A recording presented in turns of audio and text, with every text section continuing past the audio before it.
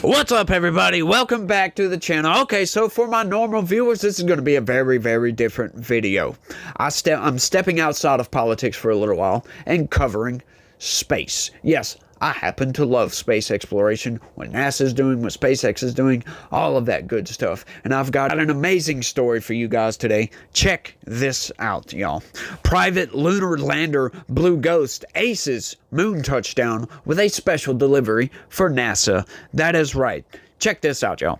A private lunar lander carrying a drill, vacuum, and other experiments for NASA touched down on the moon Sunday, the latest in a string of companies looking to kickstart business on Earth's celestial neighbor ahead of astronaut missions. That's right, so we've got Artemis, the Artemis program.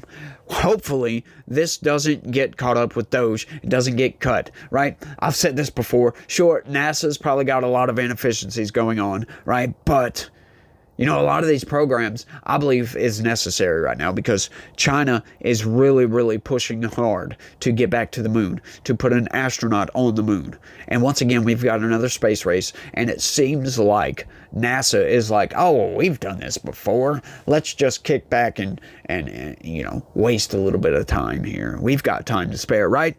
No, I don't think so. I think we need to push just as hard as China is pushing.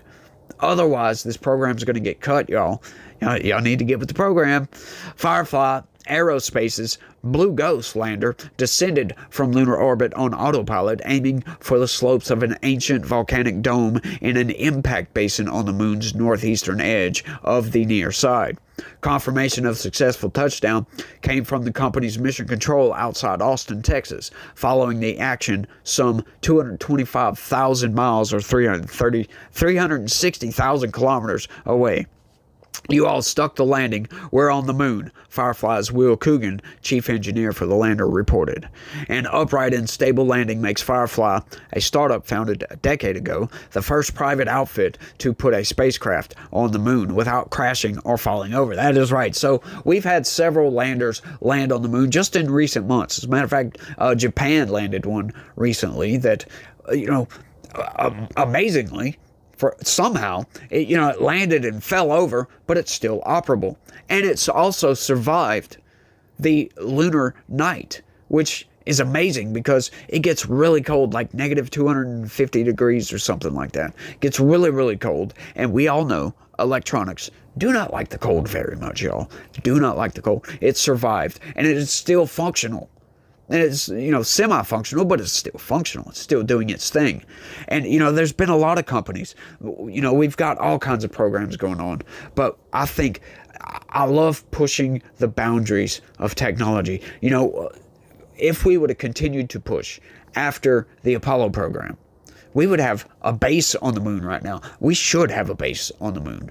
As a matter of fact, we've got plans to get a space station in orbit around the moon. That's great. But I think we should already have that, in my honest opinion. I like Mars, sure. Mars is great. We'll get there one day. I still think we need a little bit more technological advancement as far as space travel. Propulsion, in other words. We need better propulsion to get us there quicker, get us there back and forth, because that's a constraint. That's a bad constraint. It takes, 3 to 6 months to get there, if not even longer, depending on when you go. You know what I mean? But let's keep going. Even countries have faltered, with only 5 claiming success: Russia, the US, China, India, and Japan. A half an hour after landing, Blue Ghost started to send back pictures from the surface. The first one, a selfie, somewhat obscured by the sun's glare. The second shot included the home planet, a blue dot glimmering in the blackness of space. There you go, folks. There it is. How about all you flat earthers? Oh, well, that's just CGI. Yeah, go ahead and shut your mouth at this point, right? Like, it is getting to the point to where these flat earthers, they have to, invoke, oh, it's just CGI. They just made that up because they don't believe in space. They don't believe that we can leave this planet and go off of it. They don't believe we landed on the moon. As a matter of fact, you don't even have to believe in flat Earth. A lot of people don't believe in the moon landing, for crying out loud. But there is a lot of evidence to show that, yes, we did land on the moon. There are lasers on the moon. I mean, there are mirrors on the moon that we can hit it with lasers and we can see the reflection, right? We've got spacecraft in orbit around the moon that take pictures of the lunar landing sites, for crying out loud. The evidence is overwhelming. And what do? Oh, well, that's all just CGI. They just made that stuff up. It's absurd, y'all, in my opinion. Two other companies, landers, are hot on Blue Ghost's heels, with the next one expected to join on the moon later this week. Blue Ghost, named after a rare U.S. species of fireflies, had its size and shape going for it. The squat, four-legged lander stands 6'6" or 2 meters tall and 11 feet 3.5 meters wide, providing extra stability, according to the company. Launched in mid-January from Florida, the lander carried 10 experiments to the moon for NASA. The agency paid $101 million for the delivery, plus $44 million for the science and tech on board.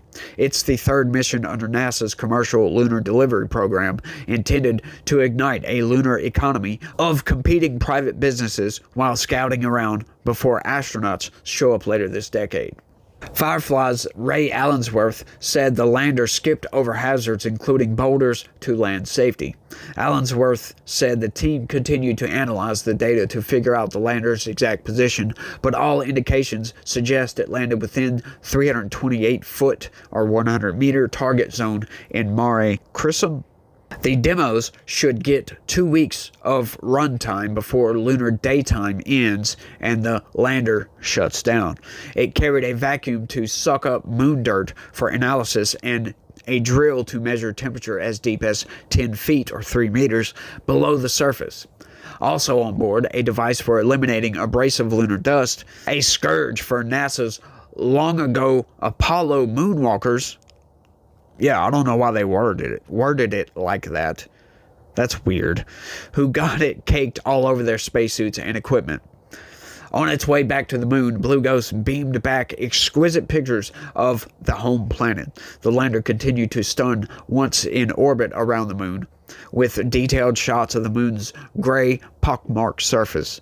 At the same time, an onboard receiver tracked and acquired signals from the U.S. GPS and European Galileo constellations, and an encouraging step forward in navigation for future explorers. The landing set the stage for a fresh crush of visitors angling for a piece of lunar business.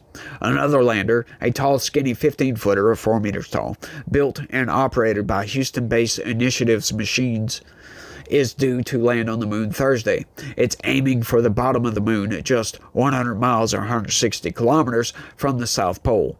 That's closer to the pole than the company got last year with its first lander, which broke a leg and tipped over. Despite the tumble, Intuitive Machines lander put the U.S. back on the moon for the first time since NASA astronauts closed out the Apollo program in 1972. A third lander from the Japanese company iSpace is still there 3 months from landing. It shared a rocket ride with Blue Ghost from Cape Canaveral on January 15th, taking a longer, windier route. Like Intuitive Machines, iSpace is also attempting to land on the moon for a second time. Its first lander crashed in 2023. The moon is littered with wreckage not only from iSpace, but dozens of other failed attempts over the decades. NASA wants to keep up a pace of 2 private lunar landers a year, realizing some missions will fail, said the space agency's top science officer, Nikki Fox. It really does open up a whole new way for us to get more science to space and to the moon, Fox said. Unlike NASA's successful Apollo moon landings that had billions of dollars behind them and ace astronauts at the helm, private companies operate on a limited budget with robotic craft that must land on their own, said Firefly CEO Jason Kim. Kim said, "Everything went like clockwork. We got some moon dust on our boots," Kim said. And this is all great, y'all. I can't wait till we get more astronauts landing on the moon.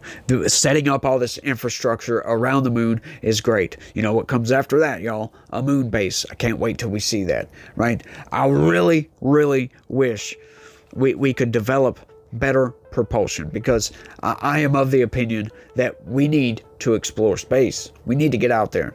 We really do. I'm not really all that on board with Elon Musk's idea that we need to colonize Mars, for crying out loud, because yeah, we need to terraform Mars before we can colonize it. But I think terraforming Venus would be a better idea, but that's just me. It might be harder, but it would be a much better place for an outpost, if you will, if we could do it. But I really, really like this idea of us pushing the boundaries with technology, setting up this infrastructure and all that around the moon. Like I said, having all these private companies get out there and put landers on the moon and all this other stuff. This is really good for innovation around space technology, and I'm loving every single minute of it. I'm trying to follow this. Once again, I normally don't do these videos, so it may be a little bit rough shot. This is my first time talking about space news, if you will, so y'all let me know how it did down in the comment section. That's all I got on this one. I want to thank everybody for watching, and y'all try to have a good day. Peace.